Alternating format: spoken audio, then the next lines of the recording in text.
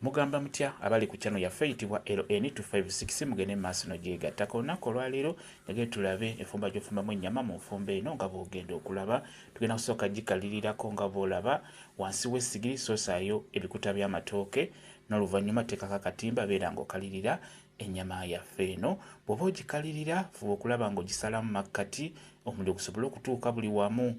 Bw'omala ogikalirira beera ng'ennyama yaffe ogisalaasala gyozeeko bulungi, teeka mu seffuliya mw'ogenda okufumbira. Zigenda kufumbira mu pressure cooker nga bw'olaba. Tuteekemu amazzi ekikopo kimu, bikopo bibiri, tugenda gapima bupime bikopo 3, bikopo 4, bikopo 5, bikopo 6.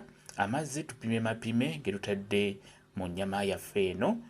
Kakati ennyama beera ng'ogiteekako tulabe ebirungo bye tugenda okusiika bye tugenda okuteekamu. Tugenda kukozesa kabutta katonotono, tukozese akatungulu, tukozese ennyaanya, tukozese galiki, entangawuuzi, kaloti, green pepper, akanzaali kasimba, tukozese asimati, royco wamu n'omunnyu bye tugenda okuteeka mu nva zaffe nga bw'olaba. Kati zizo zikalidde bulungi nnyo, amazzi gakalidde.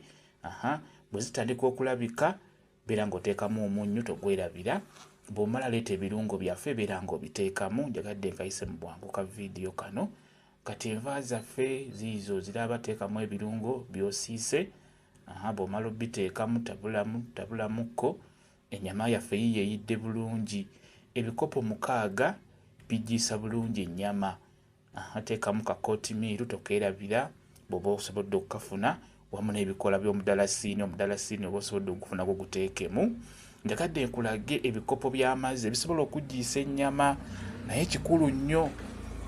Teekamu n'akammonde akazungu nga bw'olaba. Akammonde akazungu ako kalungi nnyo. Bw'oba n'omwana omuto n'atandika obutandisa okulya okamuwako n'abeera ng'akalyako kafumbire mu nnyama.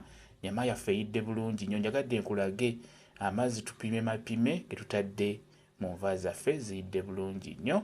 Mwebale kubeera ku channel yaffe eyitibwa LN256 mugende mu maaso n'ogyegattako mubeere bulungi mweraba.